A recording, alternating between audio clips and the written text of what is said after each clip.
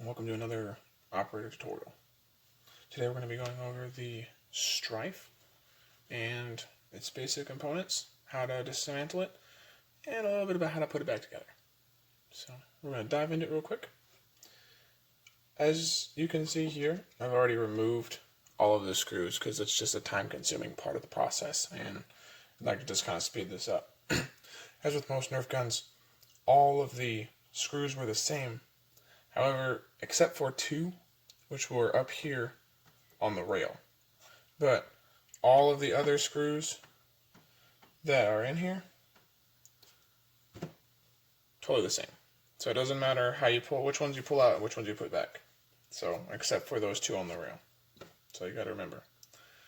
So, once you take a screwdriver, pull all those screws out, take a flathead screwdriver, wedge it in at the handle or at the point here, just get it somewhere where you can pry the gun apart. Take this cover off. You're going to see something kind of like this. Now, I have modified this slightly. So there are some pieces missing on mine that you may see on yours. For example, there's typically a little computer chip and a resistor up in here. There's also typically a trigger release or a lever right here, a switch right here, and I think this is actually pretty covered. So for the most part though, they look the same. So this is a semi-auto Nerf blaster, and so that means that you pull the trigger. While pulling the rev trigger, it pushes around through the magazine. Here, let me just slide this magazine in here and show you real quick. So you got your dart in there. It pushes the dart into the flywheels, which are revved because you're pulling the rev trigger too, and then the flywheels grab that dart and spit it on through. So the internals of the Stryfe are very, very simple, and that's why so many modders enjoy it, because there's a lot of space for modification or upgrading.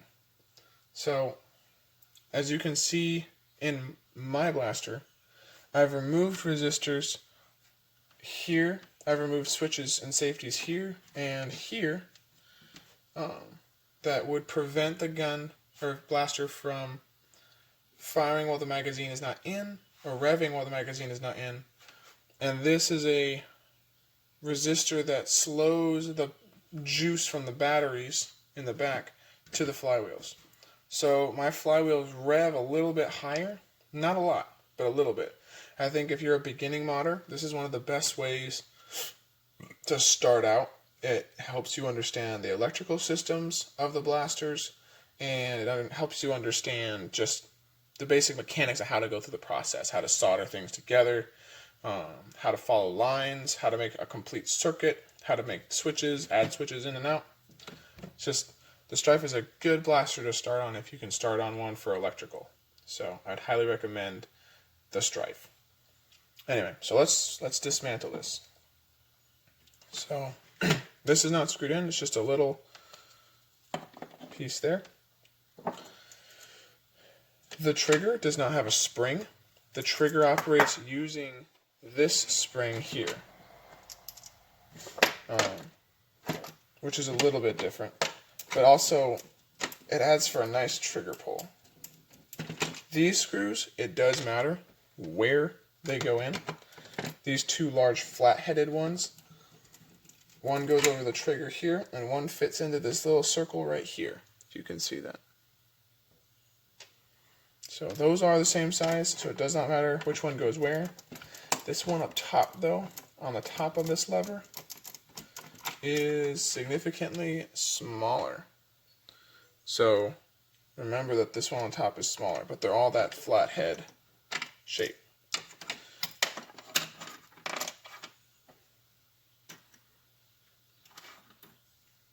Alright, pop this out real quick. That. And there's one at the bottom here too. I'm going to pop that out as well. Then this is the magazine release. For most modification purposes and stuff like that, you should not have to remove this for any reason. And I would recommend not doing it if you can avoid it. Only because it's sometimes annoying. I think the Rapid Strike is actually worse than this. But, so, there's a little spring in there. If you do need to pull it out, you don't want to lose that. So, but how this goes in, you see this little thick spot and then this little arm here. So, this kind of just cups that in there, and then you put that little piece on this little button right here. Let me get a zoom in on that.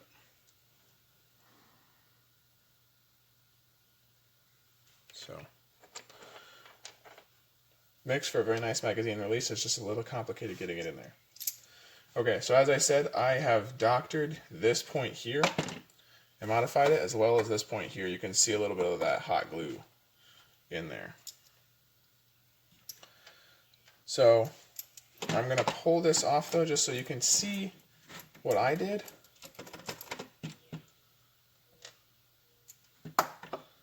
Let me give you a look in here. So you can see I still have the original switch for the blaster in there. I simply just ran a white wire from the switch to the battery on the negative side, I believe. I can't remember. But a white to here, and then I ran a blue wire to this box here, which is originally a switch was there. And then from that switch, I ran that wire up into the motors, and then another switch, a line came out of that and hooked back up to the other end of the battery. There are videos on how to modify all of that. This is not one of those. I just kind of want to give you a little peek into how it's not that hard. It's pretty easy. The motors, I'm not going to pull them out because it's annoying for me to get them back in because I've got my wires so tight. But the motor comes out very easily. There are 4 screws, one here, here, here, and here. You pull those screws out, and you pull the screws out of this point here. You pop these out. This is just a line to keep the wires that are running past it tightened in there so they don't get snagged in the darts or in the magazine. This pops out as one unit, and then this on the front part here all comes out with it together. So this whole unit right here comes out, and then this part, you can see the brake here, it separates, and then this little rail down here actually separates too, which is nice if you're modifying like to spray paint it, because the more little individual pieces you can break off, the more detailed spray paint you can get at without having to use a whole bunch of tape. So, but honestly, that's it. That is the whole blaster in a nutshell. There's not a whole lot to it. It's a relatively small blaster by itself, which is nice, so that you can modify and add things to it. One of my other Stryfes, the one that I've modified a little more heavily, I put a suppressor on the front of it and a stock on the back. You can put a sight on top of it, and it just makes for some good looking Nerf blasting. Anyway, I'm gonna throw all this back together really quick, and we'll call it a day. So, oh shoot, there we go. Put the magazine release back in first. Get that spring in there. Yeah. Drop that in. Now, I personally find that kind of nesting this in there and then putting it on tends to be the easier way to do it instead of trying to like wiggle this inside of that. So this one gets one of those tiny flat-headed Phillips.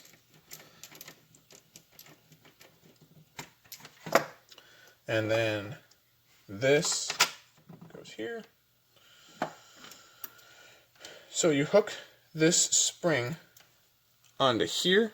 There's a little hook. You can see it. Yeah, there you go. Gonna hook this spring onto here.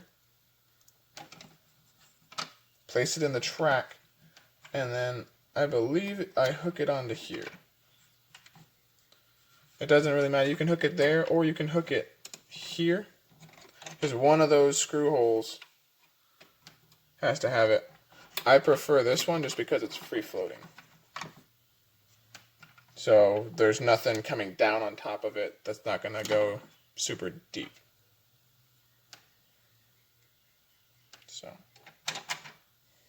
then trigger to there. You put this little arm hook down, one of the big screws.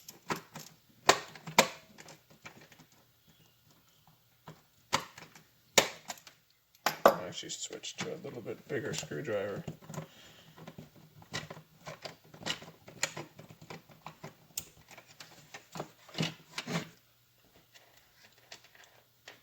For these larger flatheads.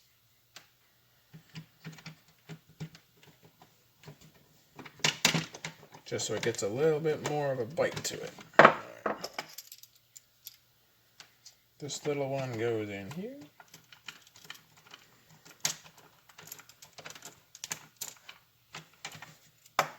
And this one goes to hold this on. Alright. And that's the dismantling of the insides. Now,